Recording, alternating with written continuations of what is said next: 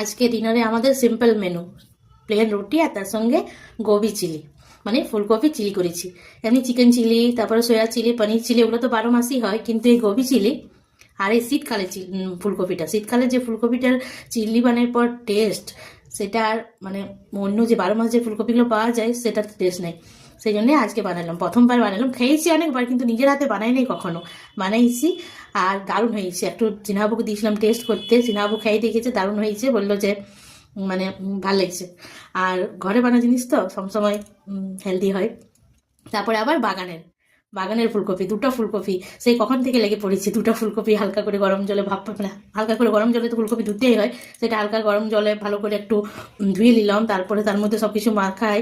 মানে রেসিপিটা তো শেয়ার করি নাই, কিন্তু একটা একটা করে তখন থেকে ভাজলাম, একটা একটা না মানে কিছুটা 4-5 বার ভাজলাম, তবে যে এতটা পরিমাণ আছে তাহলে ভাবো তোমরাই যে কতটা সময় লেগেছে। তারপরে করলো, মানে একটু মেহনত তো লাগে এইসব রান্নাতে, কিন্তু খেতে কিন্তু দারুণ হয়। আর করার পরে যদি বলে, মানে এত মেহনত করে করার পরে যদি খেয়ে নি কেউ বলে যে না ভালো হয়নি, তো তখন মনটা ভেঙে যায়, তখন আর করবোই নেই। কিন্তু যদি বলে খাওয়ার পরে কেউ বলে এত মেহনত করে করলাম, তারপর যদি কেউ বলে খাই নিয়ে যে না দারুণ হয়েছে দারুণ হয়েছে, তাহলে কি হয় না সার্থক হয়, তখন আরো মানে উৎসাহ লাগে যে না এরপর আবার করব।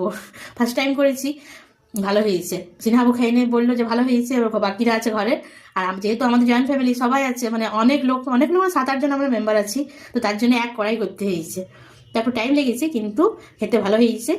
আর এই ফুলকপির টেস্ট, বাগানের ফুলকপি আর ঠান্ডাকালের ফুলকপি টেস্ট তো দারুণই হয়। ফুলকপির তরকারি, আমাদের বাগানের ফুলকপিগুলো এত সুন্দর যে তরকারি করলে এত টেস্ট হয়, তো এটা তো একটু আলাদা রকমের করেছি।